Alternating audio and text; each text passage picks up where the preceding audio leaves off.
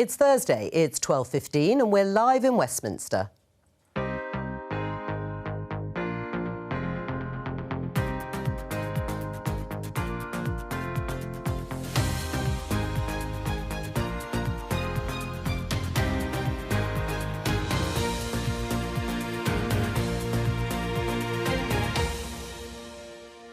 Joining me, Conservative MP Matt Warman, Shadow Culture Secretary Jo Stevens, Editor of the Sheffield Star, Nancy Fielder, and from the free market think tank, the Institute of Economic Affairs, Emily Carver.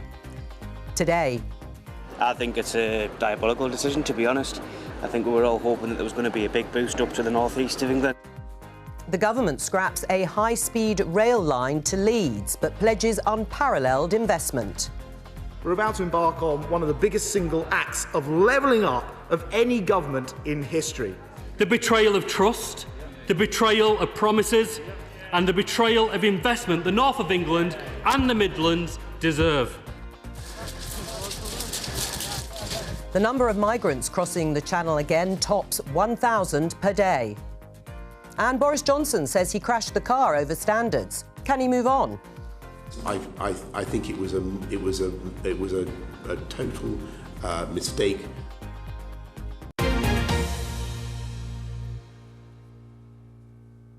Well, let's pick up on what Boris Johnson said about that whole row. The Daily Telegraph has the words, "I crashed the car over Paterson," admits Prime Minister, talking about conflating the case of Owen Paterson, the former Conservative MP, and allowing that lobbying scandal to explode into a full-blown sleaze saga. Now, MPs did in the end vote last night in the Commons in favour of plans to restrict second jobs and some outside earnings. The details of that are going to be unfolding over the next few months. Matt, is that the end of it?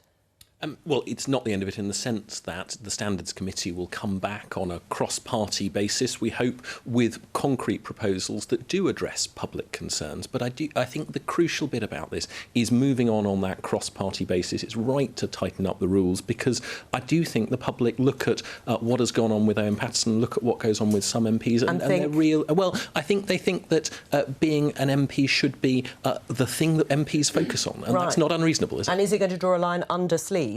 I think that it's important that we move on, of course it is, but it's important that we also make those proposals having thought through all of the consequences. Jo, are you moving on? Certainly not. There's lots more to come, I think. And In what way? Well, if we saw in the debate yesterday the issue over the Randox contracts, which of course was the company that Owen Paterson was a lobbyist for, where the government appeared to have lost the minutes of the meetings, where millions of pounds of contracts were handed to that company. But I think what yesterday displayed when the Prime Minister was in the liaison committee is his lack of judgment. The whole of the last 2 weeks has been caused by the decision he made 2 weeks ago to conflate ripping up the rules because he doesn't like them to protect his friend. And it was the wrong thing to do. It's caused a whole load of trouble, not just for Parliament, but particularly for MPs in his own party. And it just displays how when he's got a decision to make, he's got a judgment to make, he always picks the wrong thing. Nancy, are your readers ready to move on, do you think? Well, until the next one, I think everybody is fed up. I mean, what is sleaze? It's a word that we use to cover up for breaking the rules, sometimes breaking the law, and corruption. Sleaze is an invented word, and we're just braced for the next one. We can move on for one particular one, but we know there's something else coming around the corner. Emily? I think it's going to be difficult. I think this has hit harder than I was expecting and quite a lot of people were expecting. I think the Prime Minister, in the way that he's dealt with it, has come across as very complacent. I mean, it's taken him 2 weeks to apologise, or not even to apologise, but to accept some kind of culpability, some kind of responsibility. I do worry about the question over second jobs, that we may end up going too far on that. I think fundamentally people in this country do want MPs who have other skills, who have other skills that are applicable to the job market, and they need to maintain those skills. So I think there certainly should be rules around political lobbying, that's for sure. But I think we don't want to encourage an atmosphere where we have politicians biting at each other over how much they're earning on different jobs. For me, and I think for a lot of the public, it does look like politicians are navel-gazing when they stand up, and there are so many other issues. Right, well, we're going to move on to the government's big rail announcement this morning. It has been trailed all through this week, where the East Midlands to Leeds leg of HS2 is now not going ahead as planned amidst a £96 billion rail investment programme in the North and the Midlands. This is what Boris Johnson had to say, and surprise, surprise, he's on a train. This is a monumental programme for rail investment, for commuters, for passengers in the East Midlands, West Midlands, the whole of the north of the country. And we're not only building HS2, so you're building both prongs of the Y, but you're building a crossrail of the north in Northern Powerhouse Rail from Manchester to Leeds, or Liverpool, Manchester, Leeds. Well, that was Boris Johnson, the Prime Minister. Let's just show you some of the detail of what was promised and what is actually going to happen. Let's look at the initial proposal for High Speed 2, first of all, with that eastern leg running from Birmingham to Leeds. In February, the Prime Minister told Parliament the government was going to develop the eastern leg as well as the whole of HS2. But if we look at the next map, the eastern section of HS2 is now not going ahead, as I said, as promised. Instead, high-speed trains will run from Birmingham to East Midlands Parkway and then up existing track to Sheffield. And the Prime Minister has said that they will then look at how to get HS2 to Leeds as well. On the next map, we can talk about the Northern Powerhouse Rail. The Conservative manifesto said we will build Northern Powerhouse Rail between Leeds and Manchester and then focus on Liverpool, Tees Valley, Hull, Sheffield and Newcastle. Northern leaders had hoped that a new line between Manchester and Leeds would also have a stop at Bradford. But you can see on the next one, under today's plan, the government won't be building a new line, simply upgrading the existing line between Manchester and Leeds. And there is no mention of a new station for Bradford. Matt Woolman, there couldn't have been a bigger break of a pledge, a manifesto pledge, a party conference pledge by the Prime Minister. He's broken his word. Well, I think what he's done actually is... He's broken his word. No, I think what he's done is to focus on how does he get benefits to people in the North and the Midlands quicker than those original proposals. Has he stuck to what he originally said? Has he stuck to what he originally promised, which were brand new lines that would go from Birmingham to Leeds, the eastern leg of HS2, and a new line, the Northern Powerhouse Rail? It's not happening. Has he kept his word? Well, so he's explicitly said that he has been prepared to look at that and do something different. And the reason he's doing something different is because it benefits more people faster. And if I was an MP for Leeds, for instance, what I would be thinking is when is the quickest my constituents will see benefits? So you're talking about benefits coming to people in those really important areas underserved by rail at the moment. They will be coming 10 years earlier. That is a real benefit. Yes, it's a different approach. I'm not disputing that for a second, but more people benefiting and more people benefiting sooner is progress. Nancy, do you agree with that? No, this is completely ridiculous. He won votes on a promise to transform the North, to make it easier for the big northern cities to be able to contribute properly to the national economy. He's shooting himself in the foot there, to be able to communicate and get to each other more quickly. If he lived up here, he would understand how everybody drives between Sheffield, Manchester, Leeds, because the transport is just appalling. This is, I think, it's a massive, massive mistake. People ask me, oh, is he messed up over sleaze? Is he messed up over this? This one is going to lose him massive votes in the North. And it's sad that we're even looking at it this way, because what it is doing is holding back the North from economically contributing. And frankly, it's disgusting. And the mood in the North is absolutely livid today. Right, well, let's pick up on that issue of mood and whether the Prime Minister will lose votes. Joining us from Central Lobby in Parliament is the Conservative MP for Bolton West and Atherton, Chris Green. Have you found it disgusting? Are you furious in the way Nancy says so many people are in the North? I'm not sure if Nancy's taken a comprehensive poll of people in the north of England, but I do know many of my constituents will be pleased with the £96 billion investment in the railways. It's a very positive thing. It's not what we were hoping for. It's not what we were expecting. But it is a huge advance on where we were. And it's something that Labour's never delivered. Right. It's not what you were promised, was it? No, but since the manifesto at the general election in 2019, we've had something called the coronavirus. The government spent £400 billion on dealing with that. This has had cross-party support. But, you know, if you're spending £400 billion that you weren't expecting to spend, perhaps you might get squeezed in other areas. Right, you said, and you have written, in fact, that what was promised by Boris Johnson would trigger a revolution in transport in the Midlands and the north of England. So it's not happening in the way that was promised. Not quite in the way that was promised, but again, referencing that £400 billion on other commitments is quite important, but also the high-speed rail track going to Manchester is going ahead. If you look at the details, and I've only had a few moments really to glance at them, the number of towns and cities, Manchester to Liverpool, over to York, these are significant upgrades, significant improvements, and I just got a commitment from the Secretary of State that that bottleneck in the city of Manchester, which is so important for northern railway routes, is going to be looked at and improved upon. How difficult is it going to be to persuade business leaders in your region, those difficult conversations that you are going to have, and with constituents that Nancy was talking about, people who have had to put up with low-level infrastructure in the north of England and have taken to their cars in their droves? What are you going to say to them? We're going ahead with our great rail revolution, but not quite as planned. Any business leader would be pragmatic. Any business leader would accept and understand what's going on at the moment, and also that key fact of so many of these upgrades and improvements are going to happen 10 years earlier. So if I was a businessman or woman seeking to invest in my constituency or elsewhere in the north of England, I would be reassured that that improvement, that catchment area of talent, which is such an important thing about levelling up, that catchment area of talent is now going to be far larger in the near future rather than the longer term. Right. I mean, you're doing a great job at spinning the government's announcement, and of course this is what you're going to talk to your constituents about, because they'll want answers to this. But when they say it's not what Boris Johnson promised, what will you say to them? As your colleague Jake Berry stood up in the House of Commons yesterday at Prime Minister's questions and said, you know, can voters take the Prime Minister's word for it?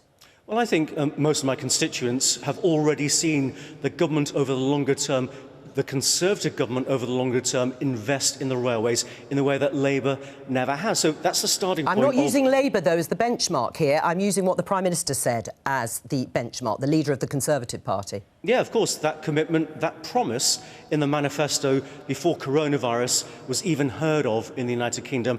Yes, that promise is not being kept. But you know what? We're getting £96 billion of investment. Chris, thank you very much. Jo, what do you say in response to it's far, far better and far, far more, purely in cash terms, than anything Labour has promised its former voters in the Midlands and north of England? That's perhaps why they went to the Conservatives. This is about two issues today, this announcement. The first is about trust, which shows that you cannot trust the Prime Minister, who made this announcement within a month of becoming Prime Minister, and the promise was repeated 60 times since then. So you can't trust him on what he says. Secondly, it's about capacity. So, you know, if you want to improve rail infrastructure and the experience for working people in the north of England, you have to have extra track. You can't run more trains. You can't make the rail system better without extra track, and this is not happening because of the announcement today. We'll also see in January fares likely to go up by close to 5% if it's stuck to the formula of current inflation plus 1%, hitting working people harder.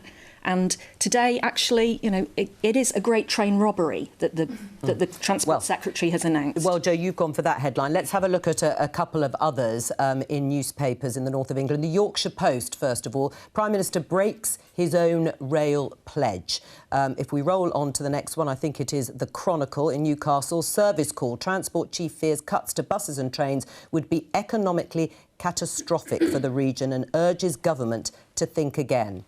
And the final one is the Sheffield Telegraph, one of Nancy's papers, cancelled. We are sorry to announce on Platform 1 that the HS2 link to Sheffield has been scrapped. This is due to lies on the line. Matt?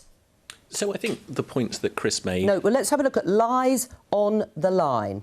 Well, the point to make remains that what we are delivering will be benefit more people. It is not the promise that we made initially. No one's disputing that. But the point the Prime Minister is making is that this will help more people more quickly. And you can't get away from the fact that it is a £96 billion investment that will be doing that. I'll come to you in a moment, Emily. Nancy?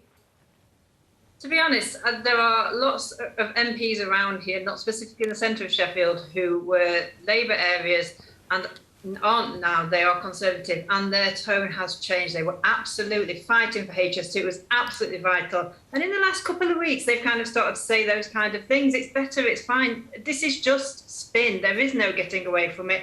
And people will see through it. They're not stupid. You can say, you can talk to them how you want, but they understand basic things like we are not getting what was promised and it's not going to be as good. And actually, we could have had the things you're talking about and HS2 as well. Why didn't you start in the north and work down the other way?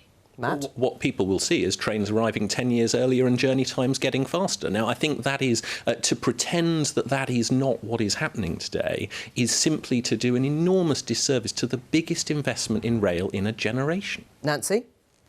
Well, that's what was promised at the election. That's what people voted for, and that's not what they're getting. We are working on Victorian infrastructure. So HS2 trains are going to be sent up to Sheffield on a Victorian line. It's almost laughable. You can imagine the cartoons when you hit the slow bit once you've got past Birmingham. Good luck to train passengers in the north. Right. I mean, they wanted new lines. They wanted increased capacity. And people also didn't want disruption of work endlessly on existing lines. Well, you are going to get an immense programme of upgrades. That is going to be a hugely important part. Of course, there is disruption that comes with that, but it is worth it in the end, and it will take less time and it will come quicker. What I would say is, of course, I understand why people will be very unimpressed with this, at the fact that the government have changed their line on this, have changed their plans dramatically. But what I would say is that for a lot of people who've been watching the HS2 project, they've been watching these large infrastructure projects and the cost of those spiral out of all control. If the cost-benefit analysis of these lines is not there, it is the government's job to weigh up the costs and to weigh them up against the benefits. And it may well be that these smaller scale upgrades to existing lines may well be better use of taxpayers' money, because it's all of our money that's being spent on these infrastructure projects, maybe a better use of our money than high-speed rail. And if that can be proven and shown with evidence, Jo, wouldn't you sign up to that? Well, I suppose there's 2 points on this. The first is that I know from personal experience, the government made a promise to electrify the line from London right through to Swansea, and then broke their promise and only did it to Cardiff. So my constituents are seeing what happens when you do that.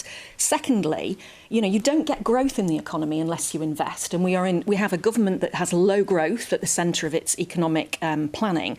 But thirdly, we've just come out of COP and the climate change summit, the climate change conference, and what will happen now is that we won't have trains, electrified trains going all the way up to the north of England. But they'll come online. The improvements will come online earlier. So the government claims. Surely that would be better from a climate point of view. But we will have hybrid trains, which are dirtier, heavier, less reliable, and I know this because that's what's happened in South Wales.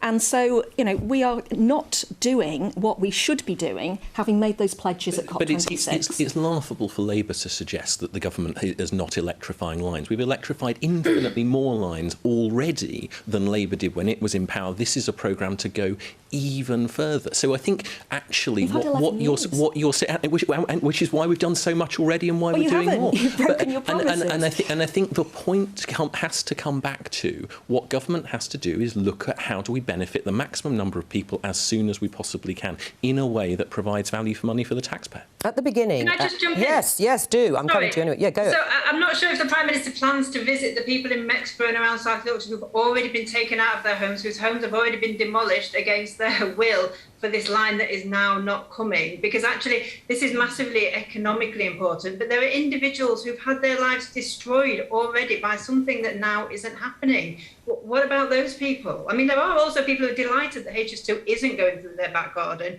but let's not forget the individuals who've been far more impacted than all of us speaking in general terms. I mean, it's just on that. It's very interesting, actually, because the HS2 is far more popular among Southerners than it is among Northerners. There is a widespread view that this is a rail link that is most beneficial for those in London. It has a draw, brings people from the north down to London, creates more economic gain in the hub that is already doing best in this country. So it's not the case that all people in the north agree on HS2. Matt?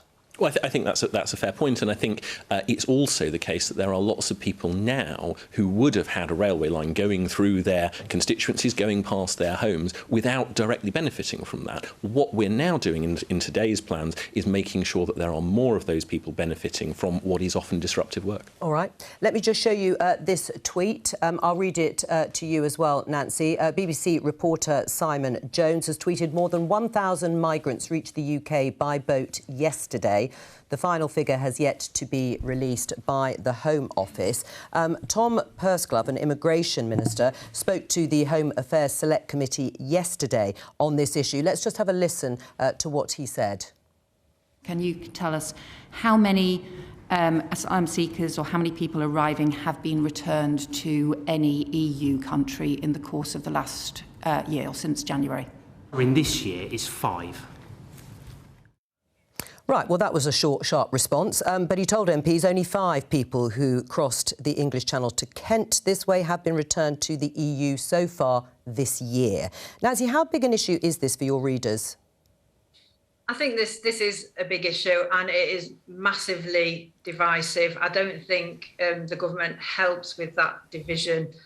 We heard Priti Patel saying that actually the majority of these people are just men who are coming to make money. And then you hear the research that says actually they're coming from war-torn countries, and a lot of them are families. We've seen the children. We know who is coming on these boats. And actually, I don't think anybody wants people risking their lives coming into this country or any country on a boat. It just shouldn't happen. These are criminal gangs trafficking people. And whatever your politics, where is the humanity in this? What has been done to stop what is an absolutely devastating situation? And we should all be embarrassed that this is allowed to grow, let alone continue. Right. I mean, Matt, it is getting worse. The numbers have been going up. Those people risking their lives, making that dangerous crossing. Priti Patel has pretty well pledged her career on stopping it. She's failed.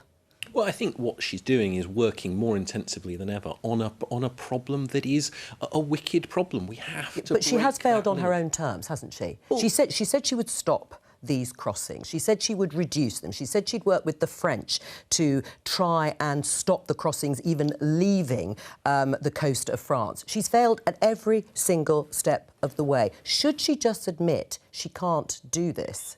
No, I don't think we should give up at all, and I certainly don't think that Priti Patel is going to give up on trying to solve this problem. What her efforts have in some ways revealed is quite how intractable it is, quite how hard it has been to get the French to do things that really do make a difference. I think what we do have to do is break that link that pulls people across the Channel to make those incredibly dangerous journeys. Nobody wants to do anything that sees more people putting their lives at risk, and that's why we do have to redouble our efforts. The Prime Minister talking about it recently as well, about this is the one issue that he knows, if I'm out knocking on doors in my constituency, I suspect it's not dissimilar for Jo as well, it comes up on the doorstep day in, day out, and that's why we've got to keep going on it. And Labour agrees with the government on this. You agree with Priti Patel in principle with what the government is actually trying to do. You believe that migrants entering the country this way should be returned and the boats should be stopped in the first place. The 20,000 people that have come across the Channel this year, just this year, those 20,000 people didn't start their journey in Calais to come to Britain. They started elsewhere in the world. And what needs to happen is that Priti Patel needs to work harder with her French counterparts to make sure that we can stop those dangerous small boats coming across the Channel. But you agree. But what I'm trying to establish is, because I think people think that Labour are trying to approach this completely differently. What you're saying is the government should be doing better, but doing the same thing, which is stopping those boats coming over, and if there are migrants arriving illegally or they're found to be economic migrants rather than genuine asylum seekers, that they should be returned. That's what Yvette Cooper was asking. Yeah, on that point. So our asylum system is broken because Priti Patel abolished the targets for the Home Office on asylum claims so that 1 in 5 asylum claims is now dealt with within 6 months. So after 11 years of a Conservative government, we've got a broken asylum system. We've got more people coming in small boats. The government has scrapped the DUB scheme, which would allow thousands of unaccompanied children, refugees, to come into the UK and be properly looked after.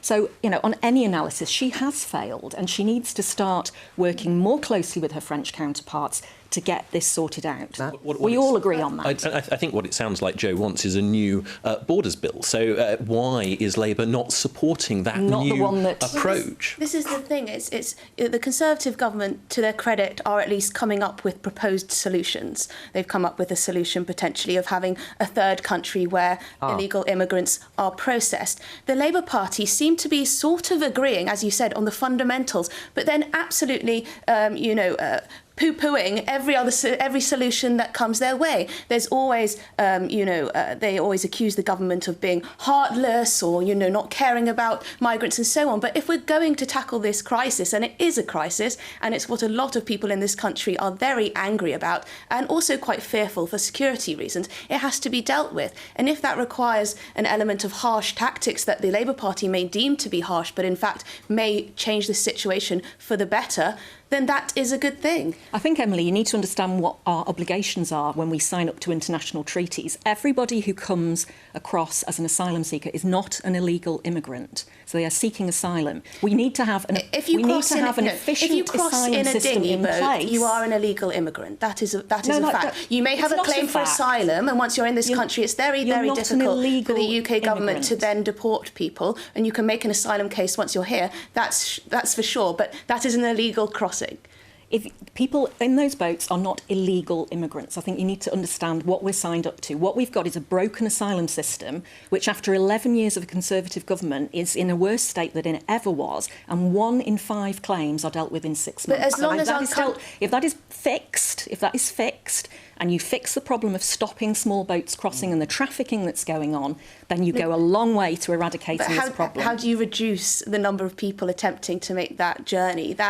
As long as our country is a desirable place for people to come, and it's more desirable than France or the rest of Europe for many people, then it will continue to be. And that's because that is one of the main reasons why this is because once you have stepped foot in the UK shores, it is very, very unlikely that you are going to be deported. So it's a very complex issue, but I would like to see the Labour Party perhaps being a little bit more constructive with proposals. So how about, because not all of these people, these 20,000 people, lived in Calais and have come over to the UK. They've come from other parts of the world. The government has abolished the International Development Department. We've cut off funding for international development. If we concentrated our efforts on stopping people coming from the war-torn countries and stopping those wars happening in the first place, working with international partners, we would not see the millions of people every year that shift around the world because they have to flee their homes because of their fears for their safety. Well, I think those two issues are, somewhat linked, but it's very much that there's an imminent crisis on the border at the moment that has to be dealt with. All right. And changing. Yeah. Let me just interject because we're talking, of course, about two separate things, the two of you, the illegal crossing and whether people are legally obliged to actually claim asylum or they are illegal economic migrants in that sense, and there is a distinction between the two. But if I just show you on the front page of The Times, this is something, Emily, that you mentioned, which is about a sort of offshore processing centre in a third country, migrants to be held in Albania. Now, the report is that ministers are hoping to form an agreement to fly migrants who cross the channel in those boats to Albania within 7 days of their arrival for offshore processing. Dominic Raab confirmed this on the airwaves this morning. Is that something that gets your support, Matt? I think anything that breaks the link, that breaks the attractiveness of the UK as a country to those people making those perilous crossings, yes, is absolutely something. Right, except, of course, the foreign minister, apparently, of Albania has said it's fake news. Do you think the government needs to actually talk to these countries first before they announce? Well, I don't know what conversations are going on, but I do think it's clear that recognising that we need a fresh approach that does exactly what Jo is asking for, it is something that we should definitely be considering. It may well be politically painful, but that could also be the right thing to do. Nancy, what do you think about that idea? Do you think it would make the UK less desirable as a destination if that is what happened when you arrived on the shores, that you were flown to somewhere like Albania to have your asylum claim processed? I guess it would. I'm not sure it's a very good way to deal with people, and I feel we could all imagine what the circumstances would be like for the children and their families, as well as the men and the women who were sent there. It doesn't seem a very good way for England to behave. I think the crux of everything that's been said is we are really bad at communicating. We can't seem to be able to communicate with ourselves to stop this massive division that's growing in the country, let alone communicate with the EU. Let's not go there. But in other parts of the world, and we are part of the problem, but the only thing we seem to be wanting to solve is stopping these people coming into our own country. And actually, when you take that approach, it's short-term, isn't it? You're never going to actually solve the problem. It'll pop up somewhere else. Matt? I don't think that's completely fair. Britain's got an immensely proud record of foreign aid. We spent billions and billions of pounds. The Chancellor talking about going back up to that 0.7 But you did, figure of course, cut the percentage. Recently. I think that's a legitimate response to the extraordinary circumstances of coronavirus. But, of course, whether it's Albania or whatever, success doesn't look like flying lots of people out of the country. Success looks like breaking the links so that people don't come in the first place. That's the goal that I think we've all got. Right, what do you make of this story, this report of a third country processing centre? Who knows? I mean, is it true? Is it not true? But do you think it's an idea that should be explored? I don't. I think we should fix the system. I think we should make sure that the asylum system in the Home Office deals with things properly. We should concentrate on stopping the criminals trafficking vulnerable people across the world, and we should get round the table with our French counterparts and try and sort out so that we reduce the number of 20,000 people who are, effectively risking their lives by crossing the Channel in those small boats. All right, well, Emily, I was just going to come to you on this story, BBC News story, which is the sporting retailer Decathlon is taking its own action. It's halting canoe sales to curb English Channel migrant crossings in Calais and near Dunkirk to try and stop migrants from using them to cross the Channel. What do you make of that? Well, that's quite interesting, isn't it? Private sector is deciding to take matters into their own hands. But what I would say on the question of offshore processing centres, it does sound on one level to be inhumane, something that you wouldn't want Britain to do. But if you look at where countries have used this tactic before, and Australia, they found that by bringing this in, they essentially stopped overnight. The crossing stopped overnight. Think of all those potential lives that were saved in that way. Think of all those perilous journeys that didn't happen as a result. You have to decrease the pull factor if you are to deal with migrant crossings. And it's not a question of being open and welcoming. These are people who have bypassed the asylum and immigration system that we currently have, which means fewer resources for legitimate asylum seekers. It's a moral question as well. All right, let me just show you this tweet from the Fawcett Society, because it's Equal Pay Day today,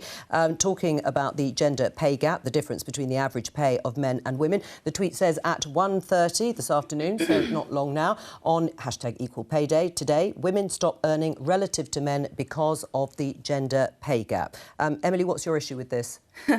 Well, my issue with it is that it relies on rather dodgy data to create this misleading narrative. Really? The Fawcett Society relies on dodgy data? It relies on ONS data, which of course is the gender pay gap reporting data. And that doesn't compare male and female jobs in a fair way. For example, it doesn't take account of the specific job that one might have, of their skills, of their education, of their qualifications, their background, and so on. So it's not comparing like for like when it comes to jobs. It also doesn't take into account women's choices. We know that the pay gap widens after the time in which women have children, and we can talk about how we can make it more viable for women to go straight back into the workplace if they wish to. But to say that women stop working now, I think does a disservice to the many women who are working very well in the labour market. Jo, do you agree? Not necessarily, no. And I come at this, I used to be an employment lawyer and dealt with equal pay. I mean, the problem is we've got 10 million women in this country who will spend their entire careers being paid less than men who do the same or a comparable job. And on any analysis, that cannot be right. It cannot be fair. So, on a moral basis, it's wrong, but on an economic basis, it's also such a waste of women's talents, because many of them will leave the workplace because they cannot afford to carry on working when their pay does not compare, and it's not fair with what men are paid. Well, there's a difference between equal pay, which obviously has been a legal requirement since 1970 with the Equal Pay Act. It hasn't always, of course, actually been enacted, has it? Of course, and that's why we have pay tribunals, that's why we have employment tribunals, just for that matter. But the gender pay gap is something rather different. It does not compare like for like. It doesn't compare my job with exactly the whole point is that society is forcing men and women to make different choices about when they take time off work, and that has a knock-on effect for a lot of women for the rest of their life on how much they're paid. Yes, and there's many factors, but the Fawcett Society likes to make this out to be that this is down to discrimination against women in the workplace. And there are many different reasons, and there may be a factor of societal conditioning that women are seen to, be stay at home, or that it's bad to push for a promotion and so on. They may be factors, but the Fawcett Society puts it down to discrimination. Jo, is the data misleading, some of it? I don't think that it is, and I suppose what I'm interested in is how do we fix it? So, we have an Equal Pay Act, which is now, I think, nearly 40 years old, and maybe even longer than that. It doesn't work. We still have a problem. So what do we need to do in the future to make it better? And one of the things which I do think the Fawcett Society are right about, and which we do in the Labour Party when we employ people, is that we don't ask them what their existing salary is before we offer a job with a salary. Because what we've seen, and from the Fawcett research, it shows that entrenches what is an existing pay gap between men and women anyway. So, employers could not do that, and then that might break that chain of events. Nancy, we're going to show you and our viewers, not you actually, our viewers, the headline in the Star. Sheffield's gender pay gap revealed. City women amongst lowest paid across big UK cities. Explain for us why.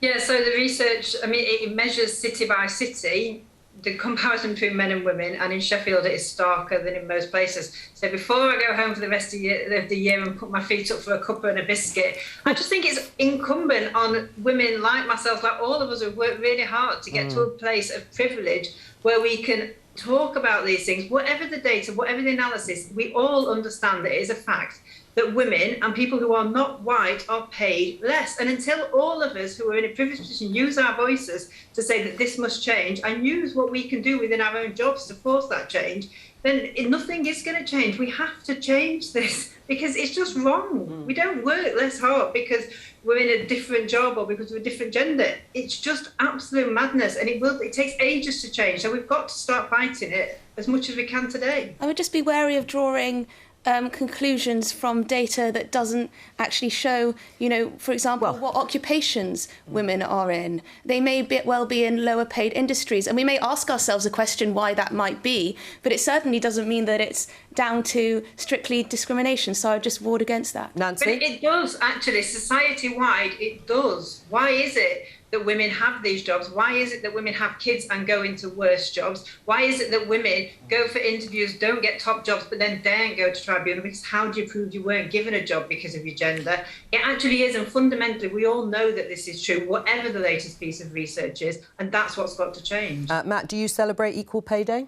Well, I pay tribute to the Fawcett Society's ability to raise the profile of an issue, regardless of the the quality of the data. And things like, Jo was right, things like name blind, gender blind, recruitment processes, that sort of thing is how we make a real difference to it. And whether today is the day or not, the point remains that these are issues that I think, again, cross-party, we should all be committed to tackling in a meaningful way. Right, so you do accept gender discrimination is still live and well in the UK? I wouldn't necessarily say, you make it sound like a positive thing when you say live and well. I think we need to be doing everything we can to put it out of its misery. What should the government be doing? Because in the end, women do face barriers, don't they? Absolutely, and I think there are things like whether it's paternity leave policy, whether it's that sort of thing, whether it's changes to how we recruit in government jobs, whether it is just collecting more of the data. All of these things make a difference. And again, the frustrating thing is, of course, that there is no silver bullet. I think it's childcare, crucially, that is holding back a lot of women from pursuing careers more hours after they have children. This is just prohibitive for a lot of women. I think that is a fair point. I hear that a lot from my constituents. I know it's happened in my own family. I think the other thing I would say is that about the role of trade unions in the workplace. If you have a trade union representing workers in a workplace, you tend to get better pay and conditions and fairer pay and conditions. So I would encourage people to join a trade union in their workplace. But I think also, things like employment rights from day one. So Matt mentioned paternity pay and leave and maternity pay and leave, all of those sorts of things. We have a very precarious employment situation in this country, and were people to have employment rights and protections from day one, as the Labour Party will do when we are in government, then I think that we would see a difference in narrowing that pay gap much more quickly. Right, we don't need to wait that long. What you've already got is a government that is addressing things like paternity leave. You've got putting more data out there. I think this is an issue where it's obvious that everyone wants to make some progress. It's obvious that childcare is an issue, but it has to be a multi-pronged response. All right, let's have a look at this headline. Something completely different in The Guardian. Greek Prime Minister to appeal to British public for return of Parthenon marbles. Well, this is a very long-standing historic dispute between Greece and the UK, and the Greek Prime Minister was this week at Number 10 meeting the Prime Minister. Interestingly, the Prime Minister said it's up to the British Museum, which is where the figures are actually housed, to decide, whereas up until that point, I think, Jo, I'm right in saying the Prime Ministers successively have always said they should stay here. You're the Shadow Culture Secretary. What do you think? Should they go back? So I think that not just the case with the Elgin marbles, but with lots of other heritage displayed in museums around the world, that we should, and in a digital age, we've got more opportunity to see them online, but I think we should have loans, we should have long-term loans, and we should work with other countries so that the public here can see things that they wouldn't be able to see unless they went abroad, and vice versa. It's very interesting because in March, Boris Johnson was absolutely adamant that the marbles should stay in the British Museum. But now, apparently, he's not. And he's saying that it's entirely up to the British Museum. I don't think he's right about that, because I think in order to return them to Greece, we would have to have a new law to overturn a law from 1816 or something like that. Right, because they don't want them on loan, do they? The Greeks would like them permanently. So do you think that law should be enacted, a reversal of the existing one? I don't have a strong view on it, to be honest. For me, the most important thing is that as many people as possible get to see them. Right. Stay or go in terms of the Elgin marbles? I think it doesn't have to be that binary. This talk of loans between different museums, that sort of thing. Well, but no, that's why the Prime Minister, I think, was saying that it should be down to the trustees of the British Museum, because there is talk, as Jo says, of loans from with various different museums to make sure that as many people around the world get access to these extraordinary things. Nancy, what about you? I think it's very simple. They're not ours. Give them back. Our museums are fantastic, but they are also filled with things that we have stolen from other countries over the years. And I agree, make them accessible, but that's not our call. Give them back and let Greece decide the best way for the international community to be able to see them. Right. Well, they were legally acquired at the time, but as Jo was saying, you could reverse or bring in a new law. Nancy thinks they should go back because that's where they belong, in Greece, in Athens. Well, I think they were legally purchased, so I think we have every right to keep them. If they give us a very good offer, and I think the offers are already starting to come in, then perhaps we could rethink, or maybe there's a case for an auction or something and use the money for, to help preserve other historical artefacts. There may be many options, but I don't think we should just give it back. Right. I mean, legally purchasing things, and what we would do now has changed slightly in the last 200, 300 years. We wouldn't have a British Museum if we just gave everything back. I think we've got a lot in storage at the British Museum. I don't think we're going to run out of stuff to put on display. Right, but do you think this is actually going to start something in the way that Emily and Nancy are talking about, that we're going to look at some of the treasures that are here and perhaps just say, yes, they can go back to their original homes and we'll look at them online? Well, I mean, during the lockdown, lots of museums did exhibitions online. I think, thinking about climate change and travel and all those sorts of things, it's something that more museums should think about, and I know that they are. Right. I mean, if you were going to get something perhaps either from Greece or another country, Nancy, do you have anything in mind, if there's going to be a swap or something coming here on loan? Anything you'd like to have in the British Museum or elsewhere, in fact? I'm afraid I haven't. To be honest, in Sheffield, we could borrow some of their sunshine occasionally, but I don't know what they've got. I don't know enough about what they've got in their museums for trade.